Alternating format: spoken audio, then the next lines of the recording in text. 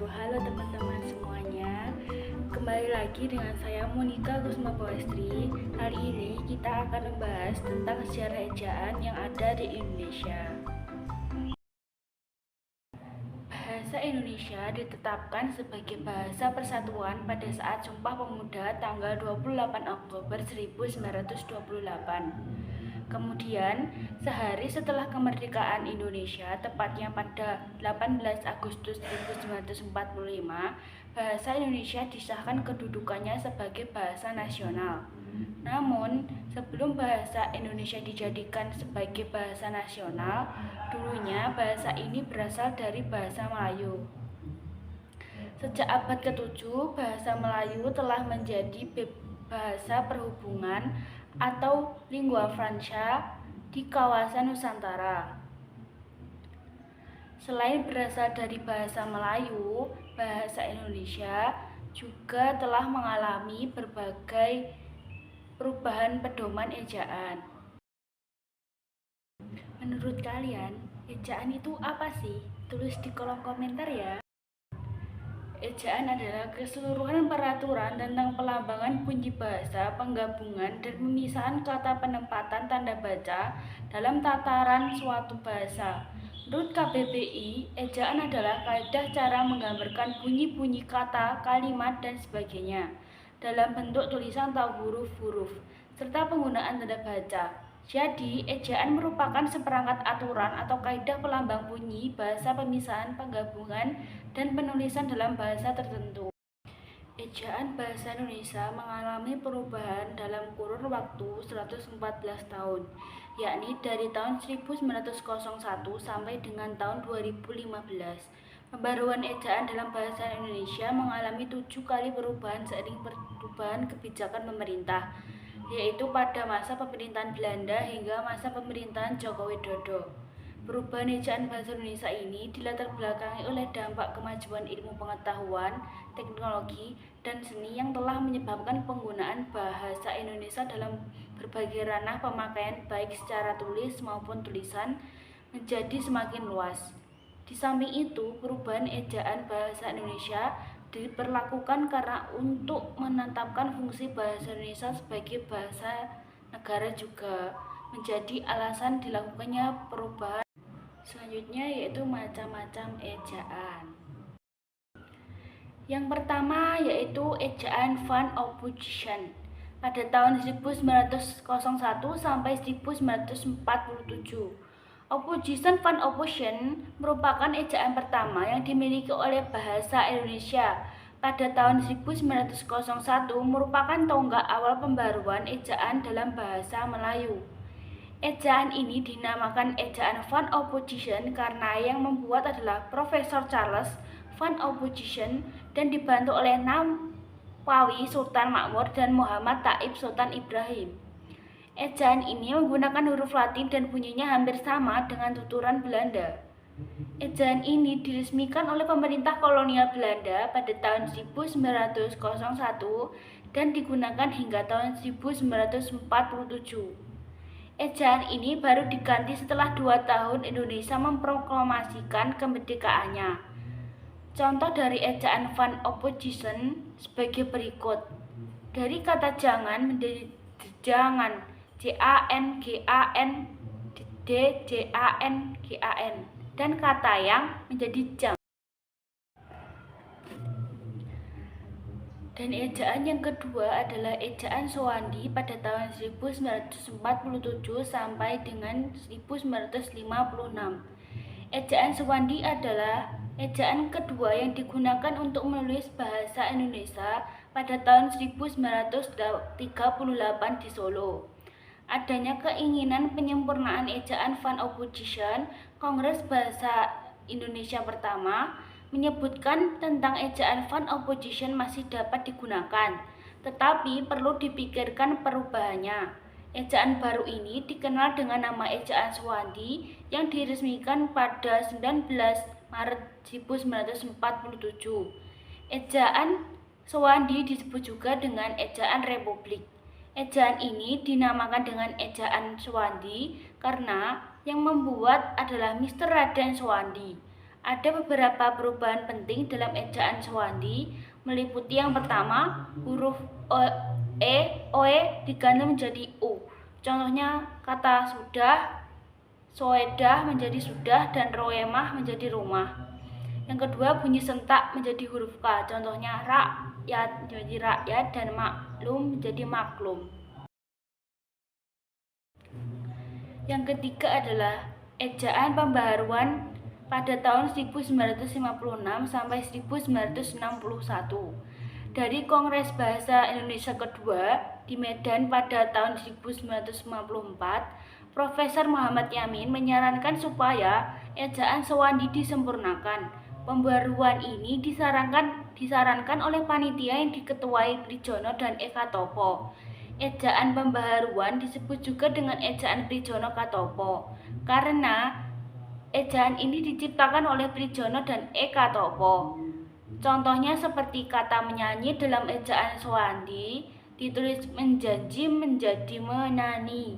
Dalam ejaan pembaharuan, kata-kata ai, u, au, dan oi dieja menjadi ai, au, dan oi. Misalnya kerbau menjadi kerbau, sungai menjadi sungai, dan koboi menjadi koboi. Dan yang keempat yaitu ejaan Melindo pada tahun 1961 sampai dengan 1967. Ejaan Melindo adalah sistem ejaan Latin yang termuat dalam pengumuman bersama ejaan Bahasa Melayu Indonesia atau Melindo sebagai hasil usaha penyatuan sistem ejaan dengan huruf Latin di Indonesia dan Persekutuan Tanah Melayu. Ejaan Melindo diciptakan dari hubungan kerjasama antara Malaysia dan Indonesia. Perubahan ejaan Melindo, hal ini terjadi karena adanya kosakata yang menyulitkan dalam menulisannya, yakni adanya suatu fonem yang dilambangkan dengan dua huruf, misalnya DJ, TJ, SJ, NG, dan CH. Selain karena faktor internal kelemahan sistem ejaan Republik, juga karena adanya amanah dari hasil Kongres Bahasa Indonesia kedua di Medan pada tahun 1954. Pembaharuan ejaan tersebut menghasilkan satu fonem dilambangkan dengan satu huruf. Misalnya huruf DJ diganti menjadi J, huruf TJ diganti menjadi C, huruf NG diubah menjadi N. Contohnya seperti sejajar jadi sejajar, menganga menjadi menana. Yang kelima yaitu ejaan baru atau Lembaga Bahasa dan Kesusastraan atau LBK. Ejaan baru atau Lembaga Bahasa dan Kesusastraan atau LBK adalah ejaan bahasa Indonesia yang dikeluarkan pada tahun 1967. Ejaan ini adalah kelanjutan dari ejaan Melindo yang diketuai oleh Anton M. Mulyono saat itu berhasil merumuskan suatu konsep ejaan yang kemudian diberi nama ejaan baru. Ejaan ini diresmikan oleh Pemerintah Pendidikan dan Kebudayaan Sarino Mangun Pranoto dengan SK Menteri Pendidikan dan Kebudayaan pada tanggal 19 September 1967. Perubahan yang terdapat pada ejaan baru atau ejaan LBK antara lain: yang pertama, huruf DJ diganti menjadi C, J diganti Y, NJ diganti NY, SJ menjadi SY, dan CH menjadi KH. Yang kedua, huruf asing Z, Y, dan F dipisahkan menjadi ejaan bahasa Indonesia. Hal ini disebabkan pemakaian yang sangat produktif. Yang ketiga, huruf E tidak dibedakan pepat atau bukan. Alasannya tidak banyak kata yang berpasangan dengan variasi huruf E yang menimbulkan salah pengertian. Contohnya gurilya menjadi gerilya, ekstra menjadi ekstra. Yang keenam, ejaan bahasa Indonesia yang disempurnakan pada tahun 1972 sampai 2015. Pada tanggal 16 Agustus 1972, sistem ejaan Latin dan bahasa Indonesia mulai berlaku berdasarkan keputusan Presiden. ejaan bahasa Indonesia yang disempurnakan atau EYD mengalami perubahan, yakni EYD edisi pertama pada tanggal 1972 sampai 1987, EYD edisi kedua 1987 sampai 2009, dan EYD edisi 3 2009 sampai 2015. Adanya perubahan ejaan dari beberapa ejaan sebelumnya menjadi ejaan yang baru meliputi J diganti dengan J, J diganti Y, NJ diganti NY, SJ diganti SY, Y diganti dengan I, TJ diganti dengan C, CH diganti dengan KH. Contohnya akhir menjadi akhir, dijajang menjadi jajan. Dan EYD menyempurnakan kaidah ejaan, yakni tentang nama dan penulisan huruf, pemakaian huruf, penulisan kata, penulisan unsur sarapan, dan pemakaian tanda. Selanjutnya adalah ejaan bahasa Indonesia dari tahun 2015 sampai dengan sekarang. Adapun latar belakang pembaharuan ejaan bahasa Indonesia adalah kemajuan iptek, seni, beragam ranah pemakaian bahasa Indonesia, dan memantapkan fungsi bahasa Indonesia. EBI diresmikan pada tanggal 26 November 2015 di Jakarta. Adanya perubahan dari EYD dan EBI berupa 20 penambahan, 10 penghilangan, 4 pengubahan, dan 2 pemindahan. Perubahan nama EYD menjadi EBI ini dilakukan karena banyaknya kritikan dari masyarakat atas ketidakpuasan makna dari kata sempurna itu sendiri. Kata sempurna dalam penamaan eja tersebut mengimplikan bahwa ejaan tersebut sudah tidak ada kesalahan atau bisa dikatakan sempurna.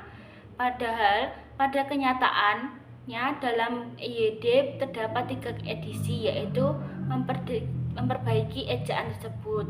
Namun pada kenyataan ejaan yang disempurnakan mengalami 3 kali dalam perubahan.